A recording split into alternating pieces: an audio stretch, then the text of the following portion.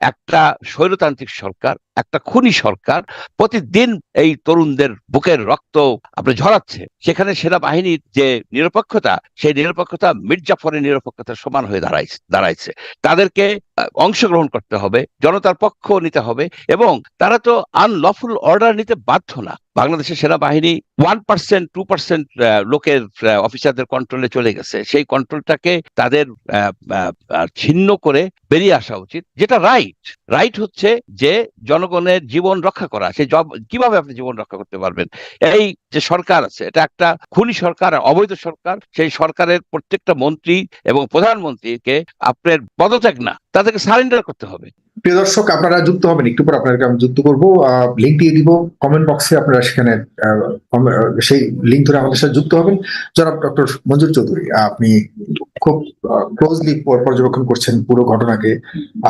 আপনি কি দেখলেন, সারাদিন কি ঘটলো, এবং কাল ঘিরে এখন যত যত কি বলবো এটাকে, জল্পনা কল্পনা এবং আশা ভরসা, জয় পরাজয়ের হিসাব নিকাশ চলছে, কি মনে করছেন? আসলে প্রতিটা দিনই এক একটা বছরের মতো হচ্ছে। অনেক ঘটনা ঘটে যাচ্ছে। যে গতকাল 100-র বেশি লোক মারা গেছে। এই মৃত্যুটা অনাকাঙ্ক্ষিত ছিল। এটা সরকার, বিশেষ করে আওয়ামী লীগের যে পলিটিক্যাল যে এলিমেন্ট যেগুলি আছে, তারা উস্কে দিয়েছে। উস্কে দিয়ে এই হত্যাকাণ্ডগুলি তারা ঘটিয়েছে। এখন আপনি দেখেন যে পরিস্থিতি কোন দিকে যাচ্ছে। এটা কিন্তু একটা লিগাল বিষয় আছে, একটা পলিটিক্যাল বিষয় আছে, আর একটা বিষয় হচ্ছে যে আপনার যে একটা মিলিটারির একটা বিষয় আছে। কিন্তু 3-4টা বিষয় একইভাবে আগাচ্ছে। যে আমরা দেখছি যে সেনাবাহিনী তার যে ভাবমূর্তি আহ, ছিল আগে, সেটা অনেকটা নষ্ট হয়ে গেছে, ক্ষয়িষ্ণু হয়ে গেছে। কিন্তু বর্তমানে যে 2-3 দিনে তাদের যে একটা নিরপেক্ষ আহ, ভূমিকা তারা মেনটেন করছেন, এর ফলে কেউ কেউ তাদেরকে আপনার দেয়, বলা হয় যে তারা একটা নিরপেক্ষ ভূমিকা গ্রহণ করছে, তাদেরকে এই জন্য ধন্যবাদ দেয়। এটা কিন্তু আমি বলি যে দেখুন, যে এই যে যখন আমাদের পলাশির যুদ্ধ হলো, সেখানে মীর জাফর কিন্তু নিরপেক্ষ ছিল। সে কিন্তু ইংরেজদের পক্ষ নেয় নাই, আবার সিরাজের পক্ষ নেয় নাই। এই নিরপেক্ষতাটা সারা 2 শতাব্দী ধরে, 2.5 শতাব্দী ধরে এই নিরপেক্ষতাটাই কিন্তু বিশ্বাসঘাতকতায় রূপ নিচ্ছে। এখানে বাংলাদেশের যে সেনাবাহিনী, সারা পৃথিবীতে তারা শান্তি রক্ষা করে। যেখানে তারা যায়, সেখানে এইরকম যদি পরিস্থিতি হয়, তারা কোনো না কোনো ভাবে তাদের শক্তি দিয়ে, তাদের মেধা দিয়ে, তাদের কৌশল দিয়ে সেখানে শান্তি, পিস কিপিং, শান্তি বজায় রাখে। কোনো কোনো জায়গায় তারা পিস মেকিং করে। এখানে তাদের একটা দক্ষতা আছে। সেই দক্ষতা কোথায় গেল? সেই দক্ষতা আজ কোথায়? তাদের সেই মেধা কোথায়? তাদের সেই যে তারা যে বলেন যে আমরা চৌকস একটা বাহিনী, সেখানে আজকে বাংলাদেশের প্রতিদিন মানুষ মারা যাচ্ছে। একটা স্বৈরতান্ত্রিক সরকার, একটা খুনি সরকার প্রতিদিন এই তরুণদের বুকের রক্ত আপনি ঝরাচ্ছে। সেখানে সেনাবাহিনীর যে নিরপেক্ষতা, সেই নিরপেক্ষতা মির্জাফরের নিরপেক্ষতার সমান হয়ে দাঁড়াইছে। তাদেরকে অংশগ্রহণ করতে হবে, জনতার পক্ষ নিতে হবে, এবং তারা তো আনলফুল অর্ডার নিতে বাধ্য না। তারা কিন্তু আনলফুল। তার সামনে যদি তরুণ যুবক ছাত্রদেরকে যদি ধরেন পুলিশে গুলি করে মেরে ফেললো, কয়েকশো লাখ মারা গেছে, কয় হাজার মারা গেছে আমরা কিন্তু জানি না, হয়তো জানবো না। কারণ ওই যে মন্ত্রী পলক, ওই যে মন্ত্রী, একজন বিহারী মন্ত্রী, তারা এমন ভাবে ইন্টারনেটকে বন্ধ করে রাখছে, তথ্য প্রবাহ বন্ধ করে রাখছে। সকল তথ্য, সেই জেনোসাইডের আলামত কিন্তু তারা মুছে ফেলতে সমর্থ হয়েছে। আমরা এখনো কিন্তু জানতে পারছি না।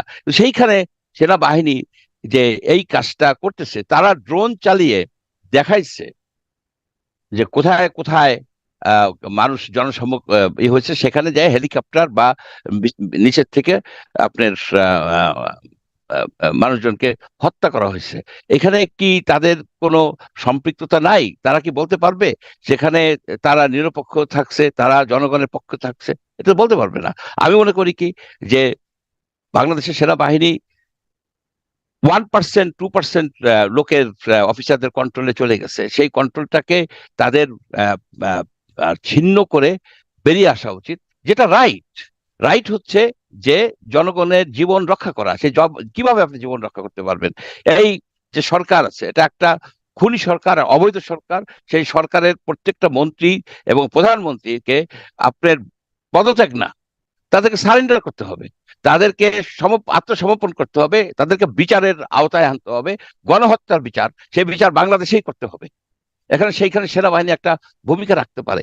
আপনার প্রতিদিন এই যে 100 মানুষ মারা গেল, এখন বলতেছেন 100, হয়তো এটা দেখা যাবে কি যখনই সময় পার হবে আরো হয়তো এটা বাড়তেই থাকে। আগামীকাল কত হত্যা হবে, কেন হত্যা হবে? আমরা কি এই যে স্বাধীন করছি, রাস্তায় আমরা যে একটা মিছিল করি, একটা মিটিং করি, পিসফুল অ্যাসেম্বলি, তো কবে এটা বেআইনি হইলো? পৃথিবীর কোন দেশে, গণতান্ত্রিক দেশে পিসফুল অ্যাসেম্বলি, একটা রাস্তায় দাঁড়িয়ে একটা প্রতিবাদ করা, একটা দাবি জানানো, সেটা কি মৃত্যু দণ্ডযোগ্য অপরাধ? যেখানে এসে শিশুদের উপরে, তরুণদের উপরে, নারীদের উপরে নির্বিচারে গুলি চালাইছে। আপনার শনির আখড়ায় তো ম্যাসাকার হয়েছে, যাত্রাবাড়ি শনির আখড়ায় ম্যাসাকার করছে। এটা তদন্ত করা দরকার। আমার মনে হয়, আমি এইখানে এই সেকশনে শুধু আমি এইটুকুই বলতে চাই যে বাংলাদেশের সেনাবাহিনী তাদের সেই আগের সেই ঐতিহ্য আহ, ফিরে পাক। এই এই এই এই যে কালিমা, এই যে কলঙ্ক তাদের উপরে লেপন করা হয়েছে, সেটা থেকে তারা বেরিয়ে আসবে। আর একটা বিষয় হচ্ছে যে এই এই সরকারের পতন অনিবার্য। এইখানে 2-3 হাজার ছাত্র, কিশোর, তরুণকে মেরে কোনো শাসক থাকতে পারে না, পৃথিবীর কোথাও থাকতে পারে না। এটার it's a matter of time, it's matter of hours, আর ইটস ম্যাটার অফ ডেজ। আমি মনে করি যে এরপরে কি হবে, এরপরে একদল সিভিলিয়ানকে নিয়ে একটা সরকার, অন্তর্বর্তীকালীন একটা সরকার গঠন করতে হবে। যারা, প্রথম কাজ হবে শান্তি শৃঙ্খলা বজায় রাখা, দ্বিতীয় কাজ হবে এরা যেন পালায় না যেতে পারে, পালায় গেলে ধরে এনে এদেরকে বিচারের আওতায় আনতে হবে। এবং আমাদের যে এই যে বিভিন্ন ইনস্টিটিউশন নষ্ট হয়ে গেছে, যে ক্লেদাক্ত একটা পরিবেশ সৃষ্টি হয়েছে, সেটাকে আপনার বন্ধ করতে হবে, সেটাকে ফিরিয়ে আনতে হবে। এটা অনেকগুলি কাজ আছে এদের সামনে, কিন্তু এই অবস্থা চলতে দেওয়া যাবে না। প্রতিদিন চলতে দেওয়া মানে হচ্ছে যে আপনি আরো কিছু রক্ত ঝরাচ্ছেন। এই যারা এই যে অর্ডার দিছে, এই যে ওবায়দুল কাদের সাহেব যে অর্ডার দিছে, ওবায়দুল কাদের সাহেবকে আর্মি কাস্টডিতে নিয়ে যায় না কেন?